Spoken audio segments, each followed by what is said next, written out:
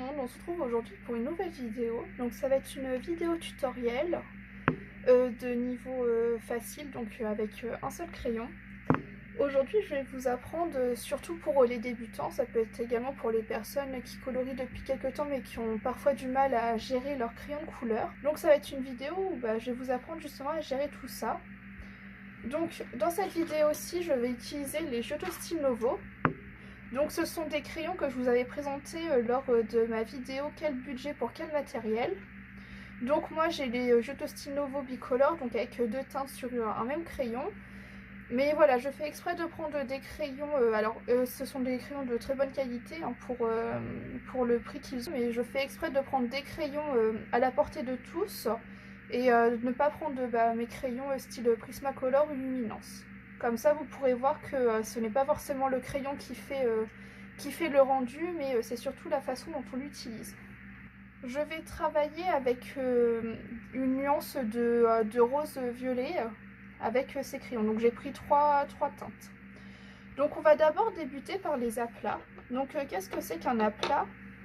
Un aplat de couleur, c'est tout simplement déposer sa couleur sans essayer de faire de dégradé, de jeu de lumière ou de jeu d'ombre.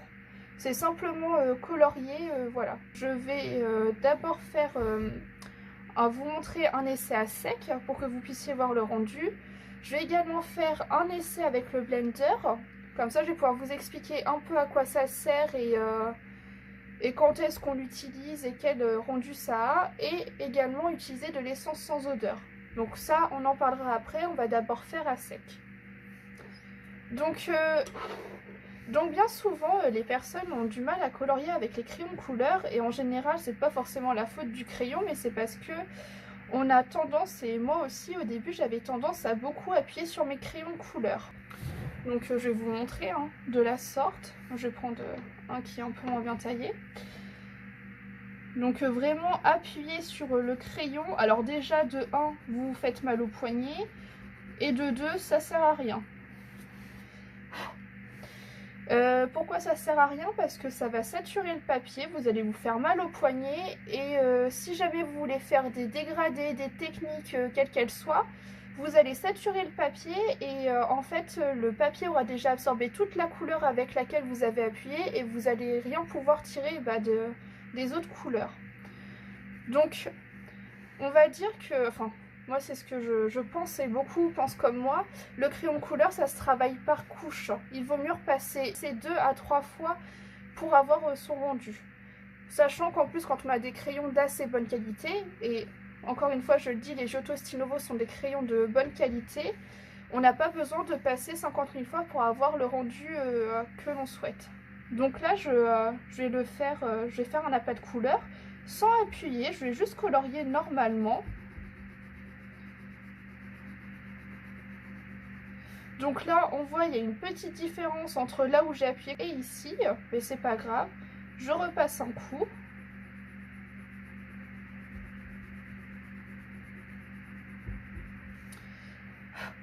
Je souffle un peu parce que ça fait du dépôt. Mais on obtient exactement le même rendu, mais sauf que je ne me suis pas fait mal au poignet. Et de 2, j'ai pas saturé mon papier, donc ce qui va me permettre par la suite, si jamais je veux faire des dégradés, de pouvoir les faire sans avoir déjà utilisé toutes les capacités de mon papier. Donc ça, c'est pour le travail du crayon de couleur à sec. Donc ça, c'est une chose. Et d'ailleurs, là, avant de continuer, je vais tailler mon crayon, parce qu'il n'est pas bien taillé. Donc ça, c'est quelque chose de super important aussi. Quand on utilise des crayons de couleur, il faut penser à toujours avoir son crayon taillé. Enfin, pas toujours, ça dépend de ce que l'on veut faire. Mais ça peut changer aussi le rendu sur le papier. Donc moi, ce que j'utilise et ce que je conseille, c'est un taille-crayon à manivelle. Ça va économiser vos mines et ça va permettre d'avoir une mine bien taillée. Il y a également le taille-crayon Tigal. J'essaierai de vous inclure la photo dans l'écran. C'est un taille-crayon qui permet d'avoir différents rendus au niveau de la mine. Alors c'est un taille-crayon basique qui ne coûte pas extrêmement cher. Et ça peut être très bien aussi pour les débuts. Donc là voilà, hop, je taille mon crayon. 2-3 tours de manivelle et logiquement c'est... Vous voyez déjà là, il est bien taillé. Donc ensuite, on va faire un aplat de couleurs avec ce qu'on appelle le blender. Donc le mien est déjà bien utilisé. Donc le mien, c'est un blender de chez Prismacolor. Donc il s'achète sur Amazon par lot de 2. Et en fait, un blender, ça sert tout simplement à mélanger les pigments. Je vais faire mon petit aplat de couleurs. Donc là, sur un aplat basique, vous n'allez pas forcément voir la différence. Ça sert surtout quand on fait des dégradés de plusieurs couleurs. Mais je vous montre.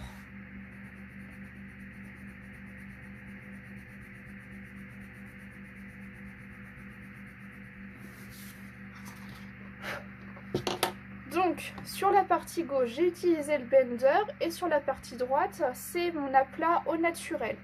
Donc ça permet vraiment de lisser les traits et de ne plus voir les coups de crayon. Donc ça peut être une bonne chose.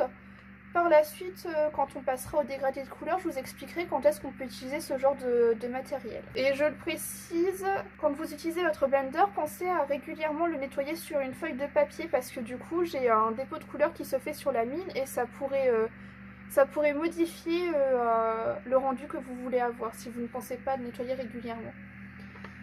Donc ensuite, je vais refaire un aplat de couleurs pour pouvoir vous montrer le rendu que ça peut faire avec de l'essence sans odeur. Donc de l'essence sans odeur, vous pouvez le trouver comme ça dans des magasins de loisirs créatifs. Donc je le répète très souvent, moi j'ai un magasin qui s'appelle Créatitude et c'est là où je vais tout le temps.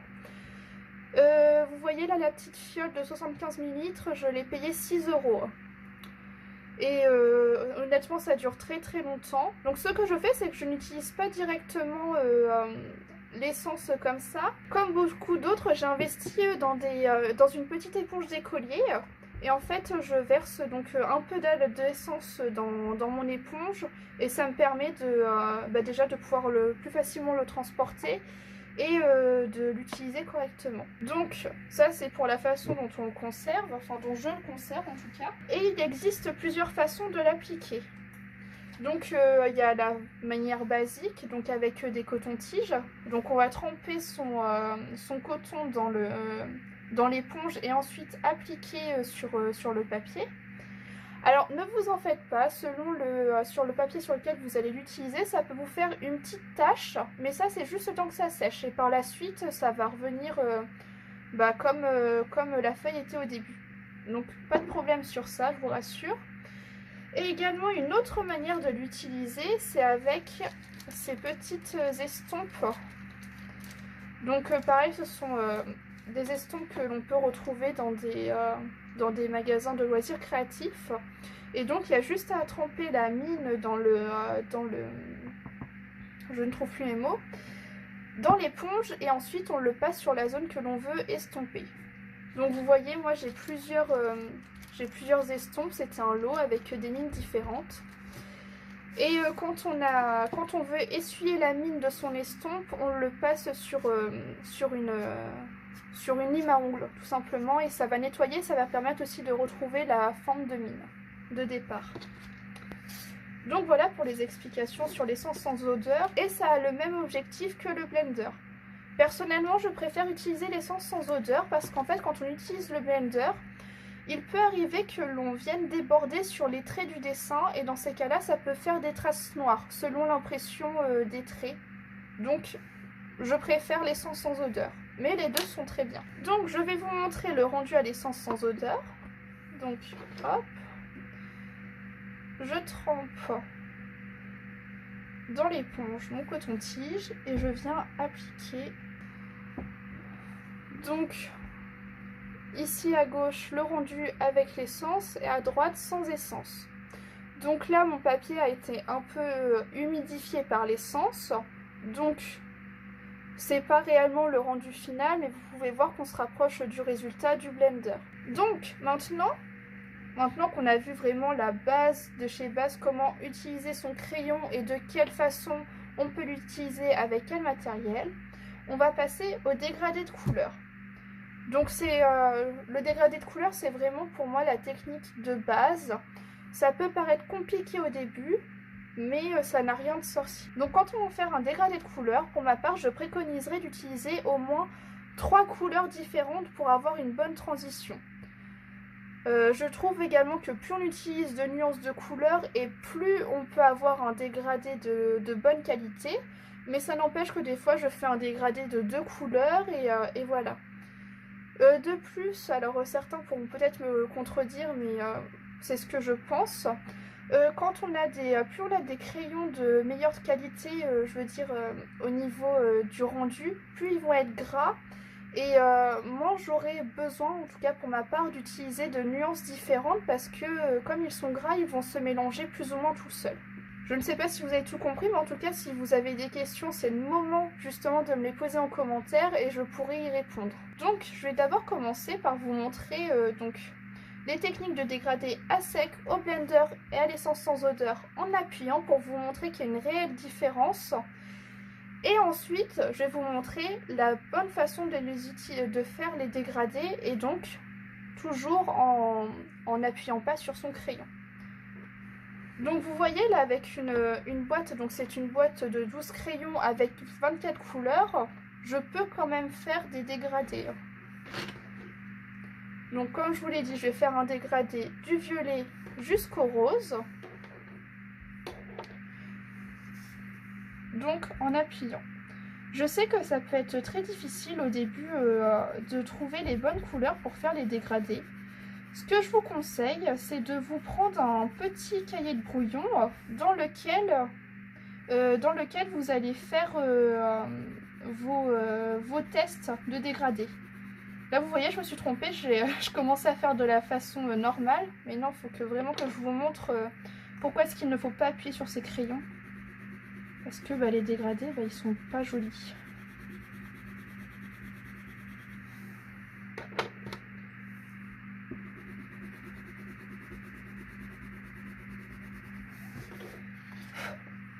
Donc vous voyez, ça c'est un dégradé à sec.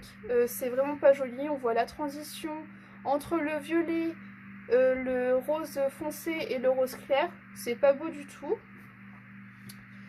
Maintenant, je vais vous montrer la même chose au blender.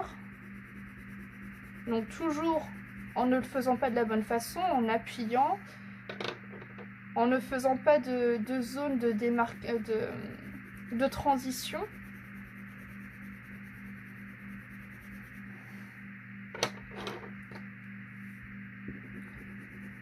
Alors ce que je fais, c'est peut-être exagéré, mais c'est pour vraiment vous montrer l'importance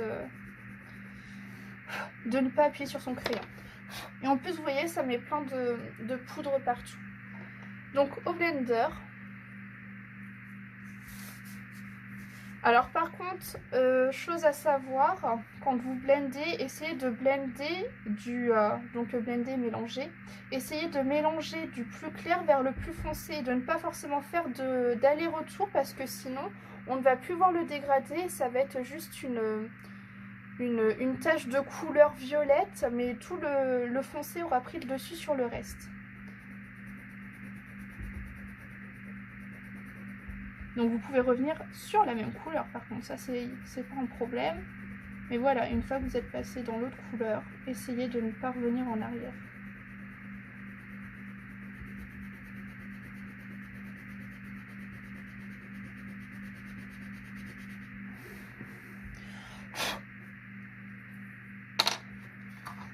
Donc voilà. Donc ça c'est un dégradé au blender.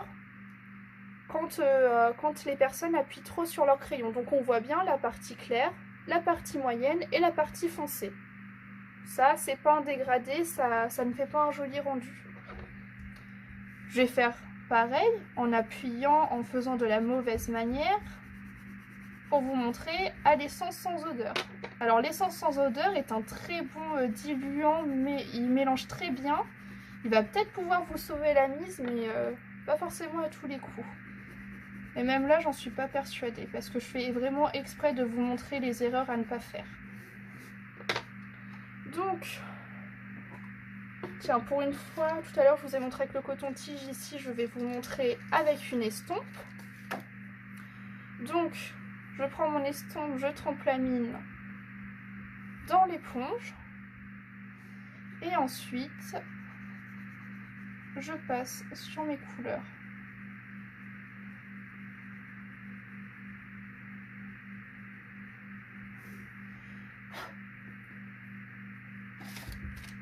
Vous voyez, même l'essence sans odeur n'a pas réussi à rattraper le carnage. Et donc ensuite, pour nettoyer mon estompe, je la passe sur une lime à ongles en tournant pour pouvoir récupérer le côté mine, le côté rond de mon estompe.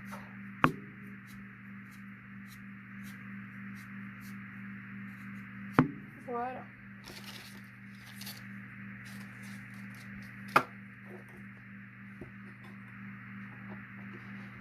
Donc voilà pour la mauvaise manière de faire des dégradés et surtout d'utiliser ces crayons.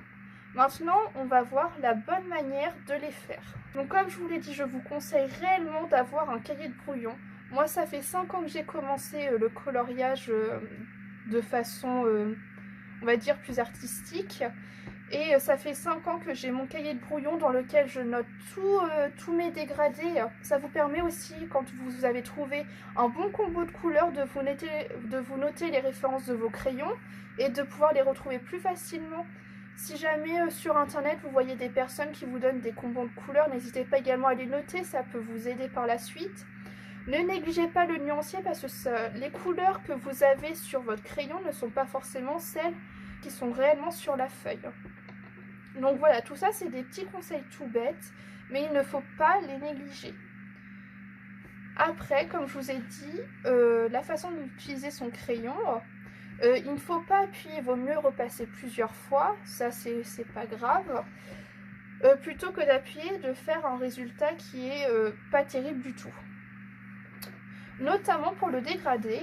Donc là je vais faire à sec pour vous montrer. S'il faut, je vais faire plusieurs essais pour réellement vous montrer. Donc ce qu'on va faire, donc je commence par le violet, sachant qu'il y a plusieurs techniques de faire des dégradés. Je vais vous en montrer plusieurs. Donc la première, je prends ma couleur la plus foncée. Donc au début que j'applique ma couleur, je vais avoir tendance à appuyer légèrement sur mon crayon. Et plus ça va aller, et plus je vais relâcher la pression jusqu'à ce que ma couleur soit presque blanche. Donc ici, il y a un petit coin où je vois que j'ai mal fait ma transition, je repasse légèrement. Vous voyez, ici c'est plus intense et au fur et à mesure, j'ai relâché la pression de mon crayon pour que ça devienne presque blanc. Chose que je n'avais pas faite en haut. En haut, j'avais juste appuyé sur mon crayon et je comptais sur la couleur la plus claire pour faire la transition entre mes deux couleurs. Chose qui ne fonctionne pas. Donc, ensuite, je vais prendre ma couleur intermédiaire. Je vais revenir légèrement sur ma couleur la plus foncée. Donc là, je vais appuyer un peu. Et pareil, au fur et à mesure, je vais relâcher la pression de mon crayon pour avoir une zone presque blanche. Ensuite, je vais prendre mon rose. Et pareil, je commence en appuyant légèrement et en relâchant au fur et à mesure.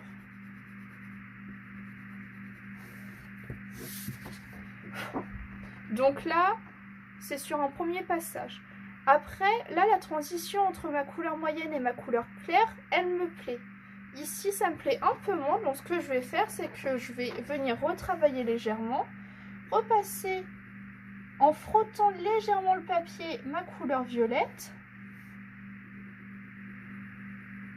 S'il faut, je vais venir repasser ma couleur intermédiaire jusqu'à obtenir le résultat qui me convient.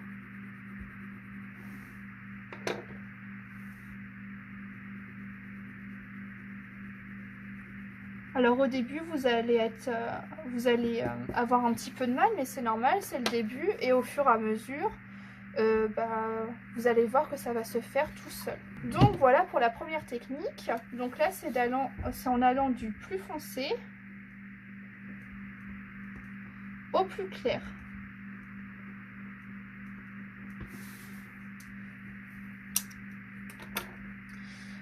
Ensuite, il existe une autre technique.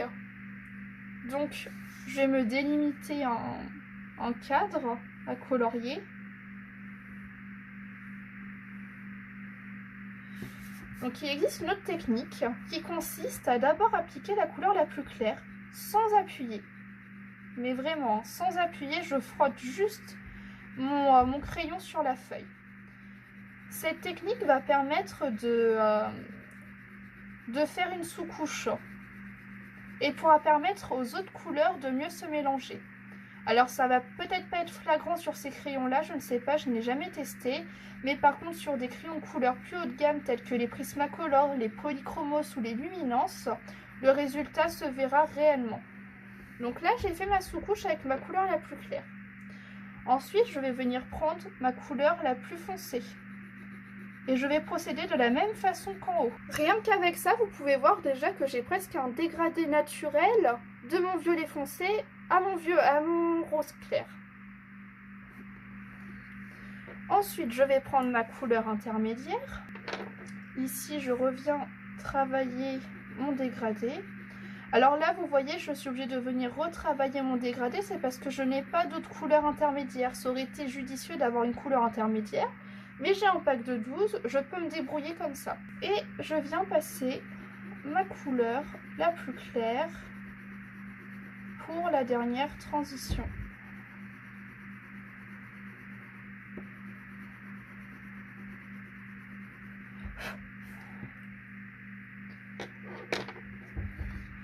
Donc, vous pouvez voir le résultat. Donc ici, c'est en faisant la sous-couche. Donc on peut voir quand même la différence entre les deux. Le dégradé a été plus simple entre ces deux transitions. Alors là, voilà, ce sont des crayons de couleur un peu plus bas de gamme. Et comme je vous ai dit, avec des crayons plus gras, on voit réellement la différence. Après, ce qui peut être très bien, une fois qu'on a fait ce dégradé, c'est de repasser la couleur la plus claire sur tout. Donc là, maintenant que vous avez vu ce résultat, je vais vous montrer en repassant la couleur la plus claire partout. Donc, toujours dans ce sens-ci. Et je rappuie un petit peu plus sur mon crayon en allant vers le plus foncé.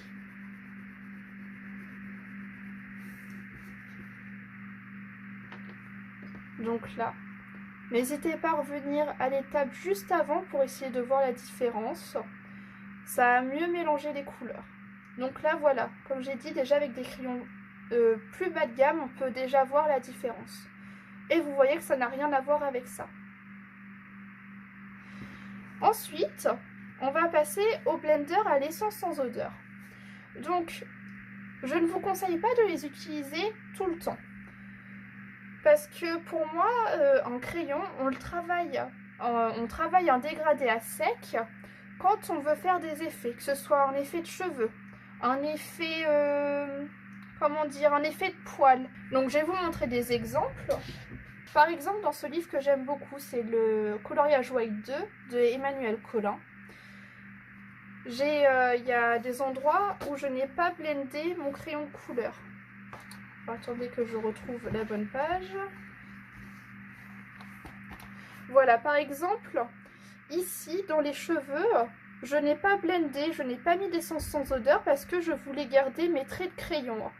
Donc je vous déconseille d'utiliser du blender ou de l'essence sans odeur dans les cheveux, dans tout ce qui va être effet poil. À partir du moment où vous voulez de la texture, je ne vous conseille pas d'utiliser cette technique. Je vous conseille de faire un dégradé à sec. Par contre, pour ce qui va être par exemple des fleurs, je vous conseille, selon le dégradé que vous faites, si vous voyez que vos couleurs ne se sont pas forcément très bien mélangées, je vous conseille d'utiliser un blender ou de l'essence sans odeur. Pour ma part, je préfère l'essence sans odeur. Il y a moins de risques que l'encre du dessin bave sur vos crayons de couleur. J'ai également ce dessin où dans les cheveux, je n'ai pas utilisé de blender ou d'essence sans odeur. Pareil pour le plumage. Ni pour les autres parties du corps parce que c'était des crayons assez gras et qu'ils se mélangeaient bien tout seuls. Après, rien ne vous empêche de tester et si le rendu vous plaît quand même sur des effets texturés, bah allez-y, pourquoi pas, il n'y a pas de raison. Donc, je vais faire mes dégradés blender et essence sans odeur et je reviens pour vous montrer le résultat blendé avec l'essence sans odeur. Donc voilà, je vous retrouve, j'ai fait très rapidement mon dégradé de blender et d'essence sans odeur. Et donc je vais vous montrer le résultat que ça fait. Et on blende, on mélange du plus clair vers le plus foncé. Sans essayer de revenir en arrière. Ou alors si vous voulez revenir en arrière, vous essuyez votre blender. Vous voyez déjà tout le dépôt que ça fait. Et vous recommencez, mais encore du plus clair vers le plus foncé.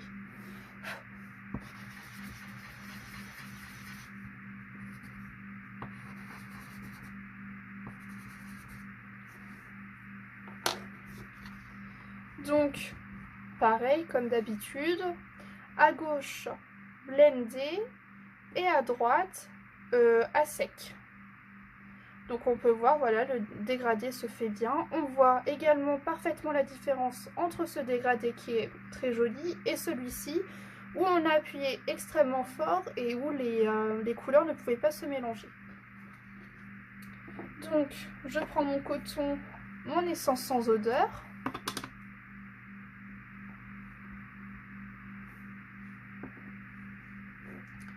Et donc pareil, on vient de la couleur la plus claire jusqu'à la plus foncée. Là j'ai retourné mon coton de sorte à ce que la couleur la plus foncée ne soit pas contre ma feuille. S'il faut, je reviens. Là j'avais pas forcément besoin, mais c'est pour vous montrer. Donc vous voyez, ça fait un peu une petite tache, mais comme je vous ai dit, ne soyez pas affolés. Ça sèche et après ça redevient normal. Mais déjà on peut voir la différence à gauche et à droite. Sachant qu'une fois que ça aura séché, la couleur sera plus intense et plus vive. Là on peut voir que, je ne sais pas si vous vous souvenez tout à l'heure, mais c'était plus limpide que ça.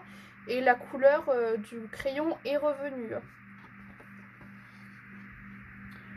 Donc voilà pour ce tutoriel niveau facile, donc avec le crayon vert.